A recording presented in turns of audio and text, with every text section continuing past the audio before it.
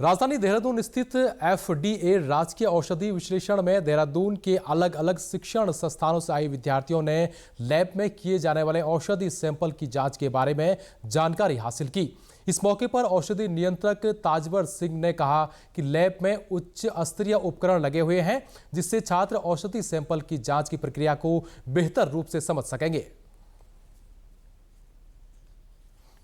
हमारी जो अभी लैब है हाई एंड इक्विपमेंट्स में लगे हुए हैं और हम चाहते हैं कि जितने भी नए बच्चे हैं जो एम फार्म कर रहे हैं या फार्म डी है या बी फार्म है, ये आगे जा करके मैन्युफैक्चरिंग यूनिट में काम करेंगे, मैन्युफैक्चरिंग केमिस्ट के रूप में या मार्केटिंग के रूप में। तो इनको नॉलेज बहुत ज़रूरी है इसके लिए। तो हम चाहते हैं कि इस तरह के जितने कॉलेजेस यहाँ पर हैं वो आकर के यहाँ नई नई टेक्नोलॉजी है उसको सीखें। हमारे गवर्नमेंट एनालिस्ट हैं लैब में, वो हाईली क्वालिफाइड लोग हैं, तो उनके अंडर में आके सीखेंगे तो उनको भी आगे जा करके उनके लिए बहुत अच्छा रहेगा।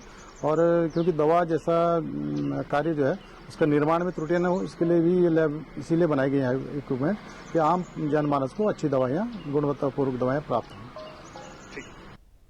वहीं लैब में औषधि सैंपल को जांचने के तरीकों से रूबरू हुए छात्र छात्राओं को काफी कुछ सीखने को मिला। ड्रग्स वगैरह को टेस्ट कर रहे हैं, कैसे प्रोसीजर से टेस्ट कर रहे हैं, ये सब हमने पहले पढ़ रखा है। बट जो एक प्रॉपर लैब बेस्ड जो नॉलेज है वो हमने आज यहाँ देखा कि कैसे एक रियल सिचुएशन में, एक रियल लाइफ सेटिंग में कैसे सब कुछ हो रहा है कि गैस क्रोमैटोग्राफी है, HPLC है, टाइट्रेशन है, सब कुछ कैसे हो रहा है, क्या प्रोसीजर्स हैं, क्या मतलब जो हमने पढ़ा लैब में या फिर हमने जो परफॉर्म किया वो एक थियोरेटिकल पार्ट था, ये बिल्कुल एक रियल लाइफ, एक रियल पार्ट था। हमने पढ़ा था कि HPLC कैसे काम करता है, UV कैसे काम करता है, लेकिन हमने देखा नहीं था कि प्रैक्टिकली उनको कैसे यूज किया जाता है। आज जब हम यहाँ पे आए तो हमें जिस तरह से समझाया गया, जिस तरह से हमारे जो हमने सवाल रखे उनके जवाब दिए गए, तो उससे हमारे दिमाग में काफी क्लियर हो गया कि हाँ कौन सी मशीन किस तरह से काम करती है।